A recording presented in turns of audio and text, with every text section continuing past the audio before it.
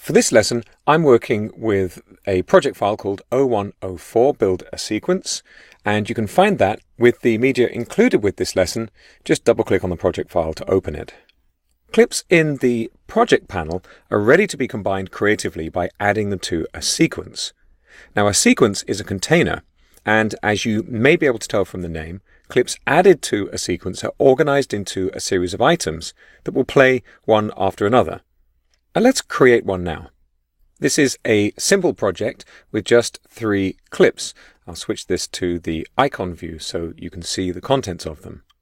The clips are already imported, and you can see the timeline panel says drop media here to create sequence. So let's do that. I'm going to drag on the blank space of the project panel to lasso across these 3 clips so they're all 3 selected, and I'm going to drag them into the timeline panel.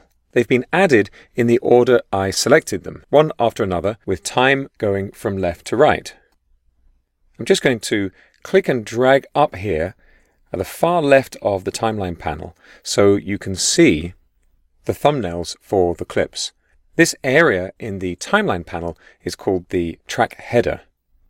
At the top here, you can see some numbers indicating the passage of time.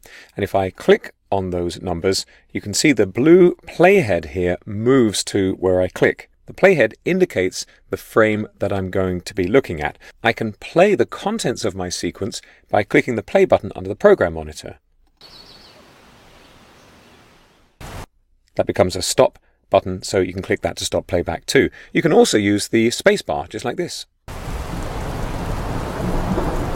As the playhead moves across a cut, you'll see that we transition from one clip to another.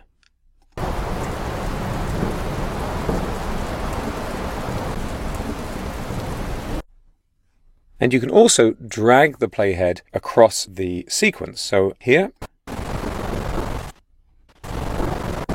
I'm moving quite quickly through the content. When this sequence was created, which happened when I dragged the clips into the timeline panel, it also appeared in the project panel. It has the same name as the first clip selected. And you'll notice that there's a little icon. I'm going to click away to deselect it. There's a different icon for sequences as you'll see on clips, just at the bottom right-hand corner of the thumbnail. If I go to the list view, you can see the icons a little bit more clearly. I'm going to click on the name for this, just once to select and once again to highlight the text, and I'm going to call it First Sequence. I'll just click away to apply that. Now you can have as many sequences as you like, and professional editors sometimes combine sequences in creative ways. I want to draw your attention in the timeline panel over here on the right to these thin lines dividing sections of the timeline panel. Each of these is a track you can put clips onto. I've put clips here onto video 1, and you can see we've got V1, V2, V3, and so on. We've got A1, A2, A3 for audio. You can just about make out the waveforms for these clips as well. That's showing how loud the audio is that's associated with these particular video clips. All the audio tracks play together, but video tracks play one above the other. So if you had a title or a graphic, you would put that on an upper video track, maybe V2 or V3, to play in front of a lower track. Video and audio clips are separate in the timeline panel. But because these clips came together, when you click on the video, it selects the audio too, and vice versa. If I want to remove a clip, I can just make sure it's selected by single-clicking and hit the delete key, and it's gone. I'm going to undo that with Ctrl-Z on Windows. That'll be Command-Z on Mac OS. If I want to remove this clip without leaving a gap, I can hold the Shift key while I press delete.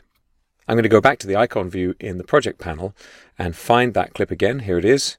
And drag it onto the timeline. And you'll notice when I do, it snaps into position. See, as I drag there, it jumps into position just at the end of the series. Releasing the mouse button places the clip. Another way to create a new sequence is to select a number of clips in the project panel. Here, I'm holding the Shift key down to select all 3 of these clips again.